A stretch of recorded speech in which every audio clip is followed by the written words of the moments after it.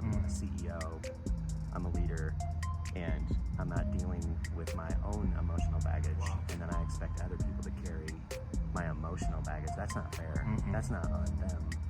And sometimes they're coming from their own family systems where they had to carry some of their parents' emotional baggage, and then they get into the work environment and they haven't dealt with that trauma or that childhood programming, and now they're expected in themselves. So I'm like, I got to carry this person's emotional baggage too, because that's what I did my whole life.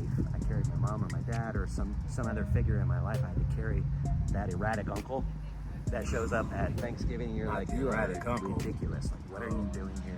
And then I have to take.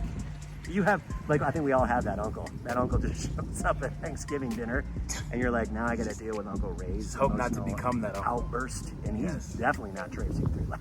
He's coming in and just there's mayhem everywhere and emotional baggage, and that's a whole other thing, a whole other discussion.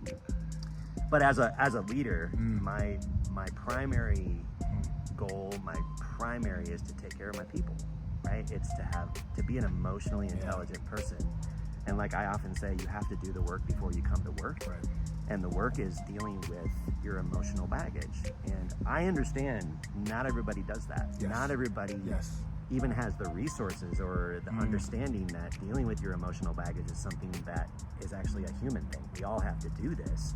And not everybody does that. Not everybody has access to that. Yeah. And I have nothing but empathy and understanding. So even when I come across a person and I'm like, man, that just came out sideways, I can't make the assumption like, well, they got to go do the work. I'm thinking they didn't do the work for whatever reason. I'm observing it. I'm not going to judge it. I'm just saying, okay, that, again, it's my responsibility to do my own work around my emotional baggage. I don't expect Quincy or anybody else to have to do that work, because that's not on them to do that work.